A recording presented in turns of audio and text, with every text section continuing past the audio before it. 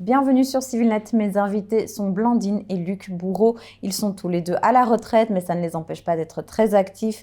Ils sont de France et ils ont décidé de venir vivre en Arménie il y a 2 ans et de se mettre au service des chrétiens d'Orient et du Caucase avec l'organisation L'Œuvre d'Orient. Bonjour Blandine, bonjour Luc. Bonjour Annie. Bonjour, Merci d'être avec nous. c'est avec plaisir. C'est avec grand plaisir. Bah oui, nous aussi, ça nous fait plaisir de vous avoir avec nous. Je voulais d'abord qu'on commence par parler de l'œuvre d'Orient parce qu'il y a peut-être beaucoup de gens qui ne connaissent pas forcément l'organisation. En faisant mes recherches, j'ai vu que l'œuvre d'Orient était présente pour les Arméniens depuis un bon bout de temps, donc depuis environ 130 ans en réalité, depuis l'Empire ottoman jusqu'à maintenant, mais que ça ne fait que depuis 2023 que vous avez des bureaux un bureau permanent et que son action humanitaire a commencé, disons, plus concrètement ici en 2023 avec votre présence ici. Est-ce que vous pourriez nous en dire un peu plus sur les actions que mène l'œuvre d'Orient ici en Arménie depuis le début, par exemple, de ce qui a été fait jusqu'à maintenant par l'œuvre d'Orient ici en Arménie ou avec les Arméniens? Très bien, oui, oui, bien sûr. Donc effectivement, c'est une association qui a plus de 170 ans, on va fêter les 170 ans cette année.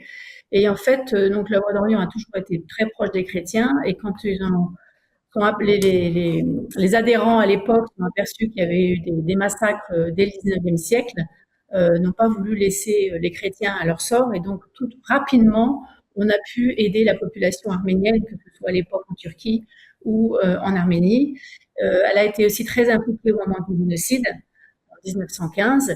Et donc, depuis 1915, il y a eu toujours des aides ponctuelles. Et l'œuvre d'Orient s'est vraiment rapprochée de l'Arménie dès la guerre de 44 jours en 2020. Et donc là, dès 2020, il y a plusieurs personnes de Paris qui sont parties sur le terrain, qui ont rencontré des associations, qui ont aidé directement. Et quand on a vu l'ampleur des épreuves que subissait la population, notre directeur nous a demandé de créer ce bureau en 2023 pour nous rapprocher encore plus des associations locales qui aident les chrétiens de l'Arménie, puisque nous, l'œuvre d'Orient, en fait, n'agit pas directement auprès des bénéficiaires. On passe toujours par l'intermédiaire d'associations. Et donc, depuis 2020-2023, on travaille beaucoup sur l'aide aux déplacés de l'Artsakh, et puis sur l'éducation, la santé, l'éducation civique et un peu le patrimoine également. Et alors justement, Donc, nous, en fait, Oui, on oui. connaissait déjà l'œuvre d'Orient, puisque nous étions en Irak pour l'œuvre d'Orient de 2021 à 2023. Mais le travail en Arménie est fort différent de celui de l'Irak, puisqu'il s'agissait de créer tout un réseau de partenaires de confiance, de s'intégrer dans ce pays et cette région si différente du Moyen-Orient. On est au Caucase, vous le connaissez mieux que nous.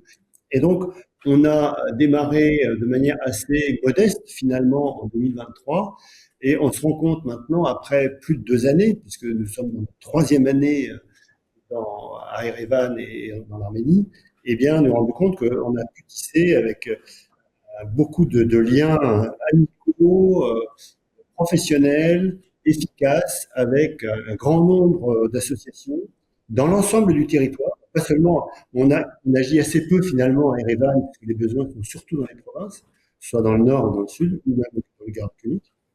Et donc maintenant, on peut dire qu'on a un réseau de partenaires qui couvrent l'ensemble du territoire sur, comme le disait Blandine, la santé, l'éducation, l'aide aux réfugiés déplacés, ça c'est une question de terminologie, le patrimoine. Et donc on est maintenant dans un régime de croisière qui est très satisfaisant, très gratifiant pour nous également. Il y a beaucoup de gens qui connaissent pas trop la situation de l'Arménie. Là, je m'adresse plutôt, pas aux Arméniens, mais plutôt peut-être aux francophones qui connaissent très peu la région.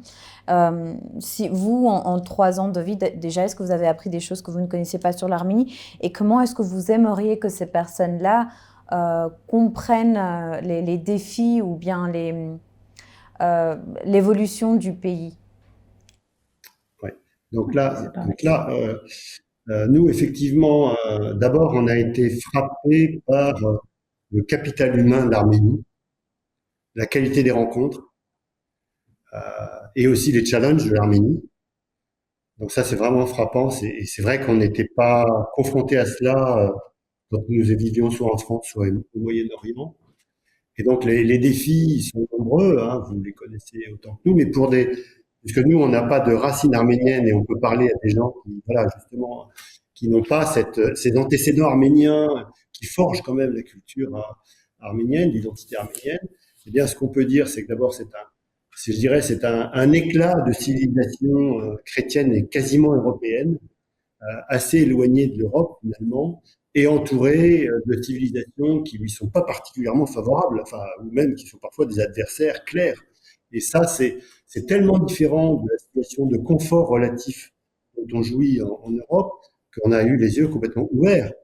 Et par rapport à cela, on a trouvé qu'il y avait qu'il y a une résilience exceptionnelle et une identité culturelle très forte, une homogénéité de la société également, et qui fait que les Français, non seulement ils peuvent contribuer à stabiliser la situation, mais ils peuvent aussi apprendre en Arménie. Donc nous, on a beaucoup appris déjà, et je pense qu'on a encore beaucoup à apprendre au niveau sociétal, à apprendre au niveau individuel.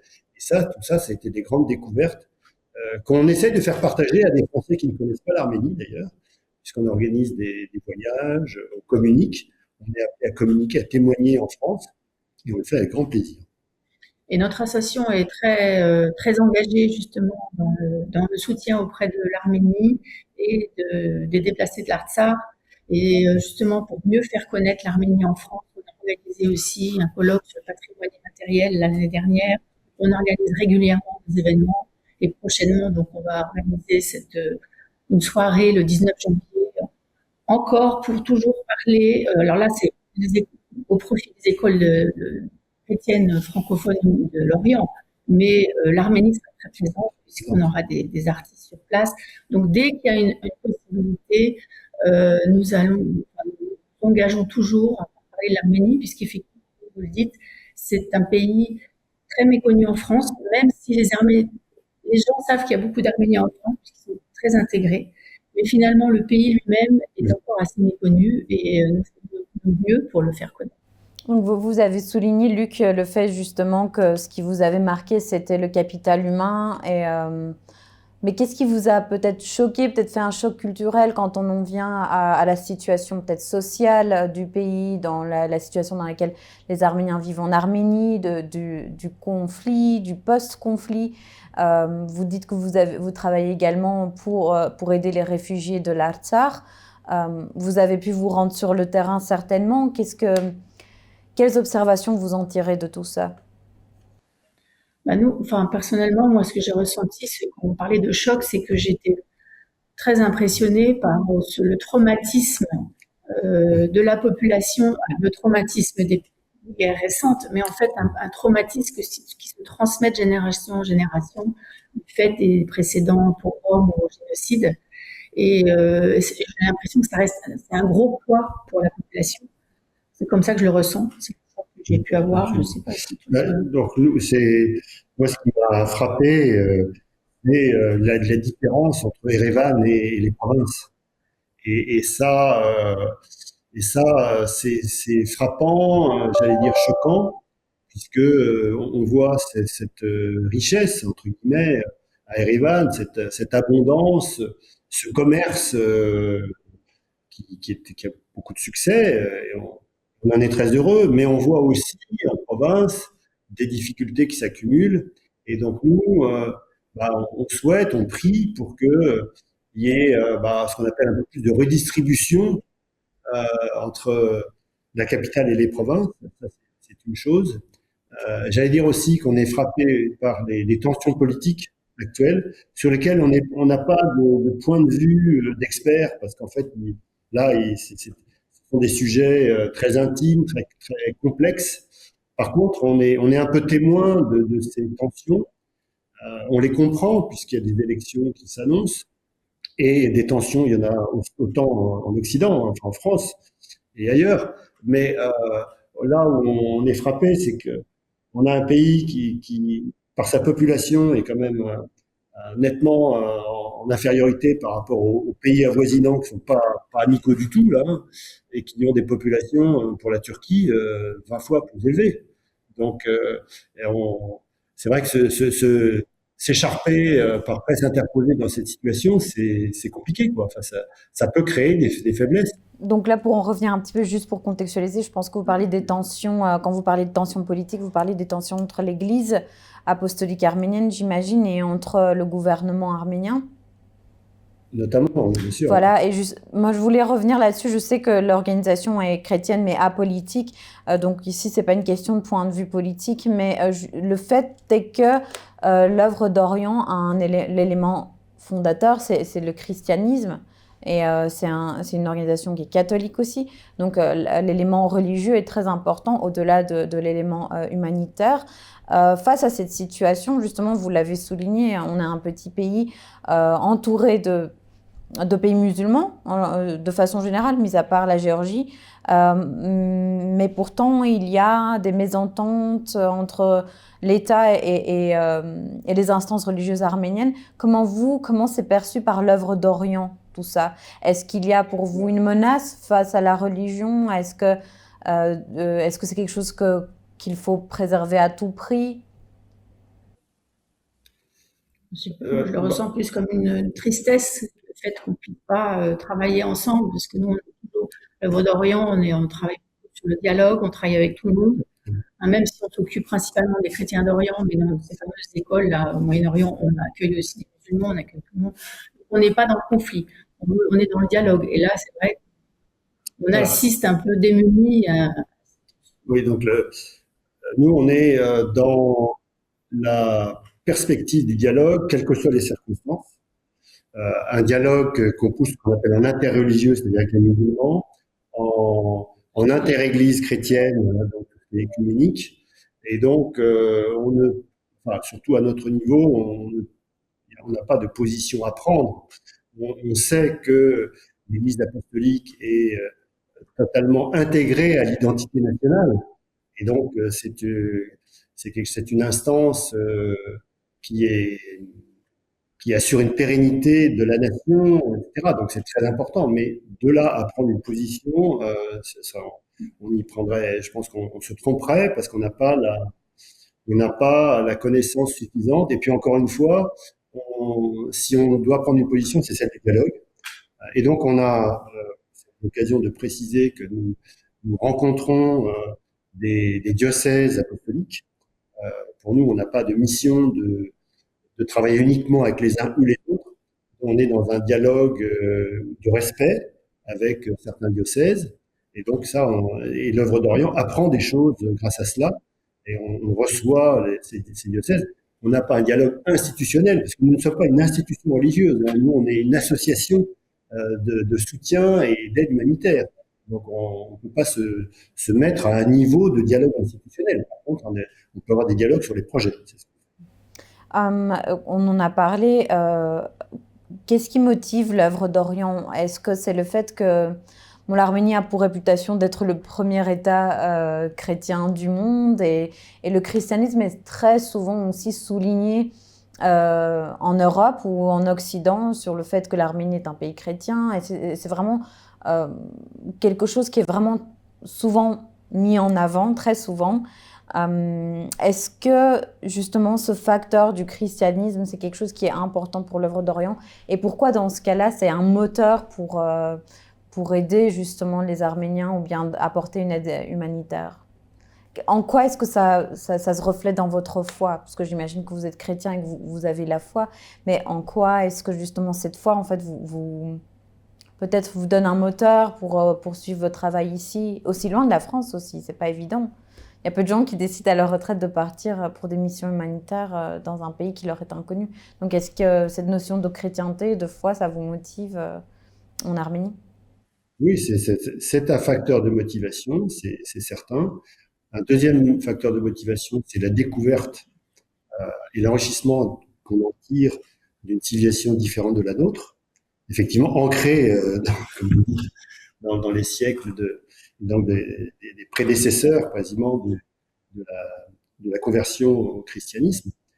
Et c'est aussi la rencontre. crois qu'on n'a pas tellement parlé de la rencontre, tu vas peut-être en parler, finalement. Moi, je pense que oui, notre motivation, c'est effectivement, comme on le dit tout à l'heure, c'est le dialogue, c'est le vivre ensemble. Oui. Donc, le vivre ensemble, donc c'est important en Arménie, comme c'est important en France, c'est important partout.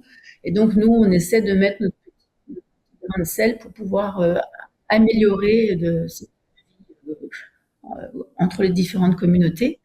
Et, tu disais? La rencontre. Oui, donc effectivement, ça nous permet d'avoir des rencontres auxquelles on ne serait jamais attendu ici en France, de gens très différents. On a découvert que les Arméniens avaient une résilience extraordinaire malgré toutes les épreuves qu'ils ont vécues. Et nous, ça nous impressionne. Parce que nous, on vient de notre petit confort, on habite dans la banlieue parisienne. Enfin, donc, c'est un décalage total. Donc, on est toujours admiratif devant une population qui malgré tout ça, enfin, avec les associations avec lesquelles on travaille, toujours l'espoir d'aller devant et de construire et de bâtir et de proposer, de dire aux jeunes, il faut rester en Arménie, gardez votre identité, etc. Donc, on aide tous ces gens-là. Ça nous paraît très important que les chrétiens puissent travailler avec les autres. Enfin, donc là, c'est un pays chrétien, mais l'idée, ça serait de pouvoir aussi s'entendre avec les voisins. Oui. C'est un peu d'utopie, je sais pas. Pour poursuivre ça, effectivement, ce qui nous impressionne aussi, c'est la capacité des Arméniens, lorsqu'ils trouvent une voie, de creuser cette voie jusqu'à devenir experts. Ça se voit dans la musique, ça se voit dans la littérature, ça se voit dans la peinture, dans la musique. Il n'empêche que le 19 janvier, c'est une artiste arménienne qui organise cette soirée. Donc c'est de l'arménité en France. Et donc les Français qui vont assister à cette soirée exceptionnelle, ils vont découvrir toute la profondeur de la culture musicale de cet artiste. Et c'est ça. Et donc moi je considère que l'Arménie apporte au monde. C'est pas seulement aux gens qui vont la visiter, l'Udro, non, ils doivent apporter plus au monde parce qu'en fait ils ont une capacité à intégrer énormément de choses, je dirais à performer, c'est un anglicisme, mais à faire des œuvres. On voit des jeunes prodiges arméniens qui parcourent l'Europe et qui montrent leur talent à 10, 12 ans, 15 ans. Ils sont déjà experts. Les jeunes Français, ils sont tout juste au conservatoire. Ils apprennent le solfège à cet âge-là. Donc là, et ça, on l'a appris, clairement. On l'a découvert. Et c'est une très grande, et c'est une force. C'est une force exceptionnelle. C'est pour ça que nous, on est un peu convaincus quand on a des amis arméniens qui nous disent, mais t'inquiète pas, de toute façon, même s'il y a des difficultés avec nos voisins, on y arrivera parce qu'on est toujours sortis. Voilà. C'est une espèce il y a certains Arméniens qui ont confiance dans leur capacité de résilience à long terme. Et nous, on y souscrit pas. Et c'est aussi pour ça qu'on y est, parce que pour montrer notre amitié. Donc en fait, la présence de l'œuvre d'Orion sur place, c'est la démonstration d'une amitié. Et elle compte cette amitié autant que les projets qu'on essaie de lancer, enfin qu'on arrive à lancer. Donc cette présence amicale, on sent bien que c'est un réconfort auprès de tous les gens qu'on rencontre, qui nous disent mais restez. Alors si on a poursuivi notre 3e année, c'est que les gens sur place ont dit mais restez quoi, vous êtes bien et on a besoin de vous. Et puis nous, on était contents d'être là avec eux. Donc voilà, ça se passait comme ça. Normalement, on devait rester que 2 ans, finalement, on reste 3, puis on verra à la fin de la 3e année ce qui se passe, on n'en sait rien.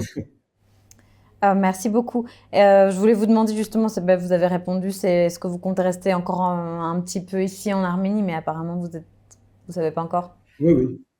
Ouais, là en tout cas, jusqu'à l'été. Partie sûre jusqu'à l'été. Et puis si après on n'y est pas en permanence, je pense qu'on y reviendra parce qu'on a d'attache avec la population et puis avec le pays lui-même, la montagne, on aime beaucoup la montagne. La montagne. Et donc je pense qu'on sera amené à revenir et surtout à revenir faire connaître, revenir avec des amis. Des amis avec la famille. Ouais, super idée. Et pour ceux qui ne connaissent pas trop l'Arménie, mais qui seraient tentés de faire un pas vers par ici, dans le Caucase, comment vous pourriez les convaincre de venir passer un petit peu de temps ici? D'abord que le voyage est facile. Le voyage est facile, c'est pas des voyages compliqués comme dans certains pays. Le voyage est varié. Il y a des possibilités d'activités diverses que ce soit culturelle, sportive, de découverte de la montagne. Et les dépaysants. Et c'est des paysans, c'est très facile en famille. Ça, les gens ne le savent pas forcément. Il y a quand même une certaine sécurité à l'intérieur du Ah pays. oui, c'est très Ça, sécurisé. on est vraiment impressionné. Quand on est en Arménie, on n'a pas de souci. Quand on se promène en Erevan, si on oublie notre sac, on est impressionné là sur Abraham Street, les gens commencent à danser, laisser leur sac au milieu de la rue, personne n'est touché, donc hyper sécurisé, enfin de ce côté-là en tout cas. Donc oui, non, je pense que d'ailleurs on a déjà vécu des Oui, années à venir. oui. Mais en plus, quand je français, on peut dire qu'on mange très bien. Bonne Donc gastronomie. c'est très varié, une nourriture excellente. C'est important pour les Français. Bah oui, Ah oui, gastronomie, on oblige. Merci beaucoup, Blandine et Luc, pour cette interview. Merci Annie. c'est un grand plaisir. Merci. Merci À à vous bientôt. d'être restés avec nous et continuez à suivre Civilnet.